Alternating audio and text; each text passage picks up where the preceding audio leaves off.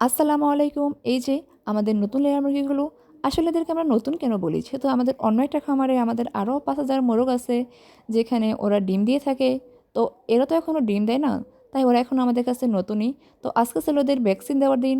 তো এটা ছিল ওদের ডিম দেওয়ার আগে লাস্ট ভ্যাকসিন। তো এটা ছিল কলেরা রোগের সেকেন্ড ডোজ। তো কলেরা রোগের ২টা ডোজই হয়। ফার্স্ট ডোজ আমরা ৫ দিন আগে দিয়েছিলাম। তো আজকে দিলাম ওদের সেকেন্ড ডোজ।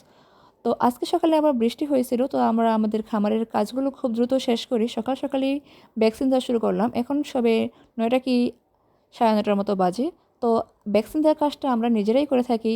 তো আসলে খামারে কতটা লাভ হয় বা কীরকম প্রফিট করা যায় দিন শেষে, তো এটা একটা হিসাব আপনাদের সাথে আমি শেয়ার করব আজকে।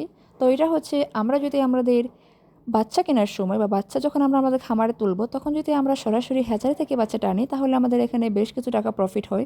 আর তখন যদি আমরা অনেকগুলো বাচ্চা মানে ৫,০০০ ১০,০০০ এরকম বাচ্চা কিনে থাকি, তাহলে তো মোটামুটি বেশ কিছু অঙ্কের টাকা লাভ হয়। তাছাড়া যদি আমরা ডিলারশিপ কেটে কোম্পানি থেকে ফিড আনি এবং সে সাথে মেডিসিনও কোম্পানি থেকে আনি বা ভ্যাকসিন সব কিছু যদি আমরা কোম্পানি থেকে আনি, লোকাল যে ভেটেরিনারি যে মেডিসিনের দোকান আছে ওইগুলো থেকে না এনে, তাহলে মনে হয় বেশ লাভ হয়। যেহেতু কোম্পানি থেকে খাবারটা একদম পাইকারি মূল্যে মানে একদম কম একটা প্রাইসে ধরে, যেটা অন্যান্য দোকানে বা বাজারে এটার দাম একটু বেশি থাকে।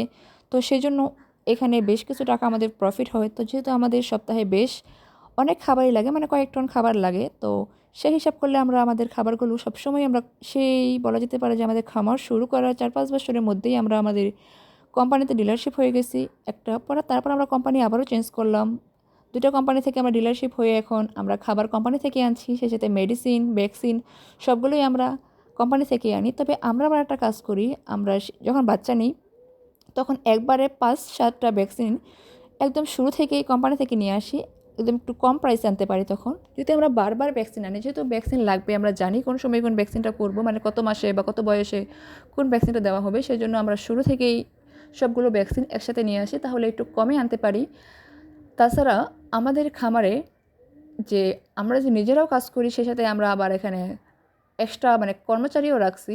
তো সব কিছু মিলিয়ে হিসাব করলে দেখা যায় যে আসলে মুরগির ব্যবসা একটু লাভজনক। তবে যেহেতু এখন যদিও ডিমের বাজার একটু কম যাচ্ছে, তাতে কি আবার যখন বেড়ে যায় তখন তো সব কিছু মিলিয়ে একটু মানে এদিক সেদিক তো হয়ই, লাভ লস সব কিছু মিলিয়েই তো আসলে বিজনেস। দোয়া রাখবেন সবাই। Thank you, by.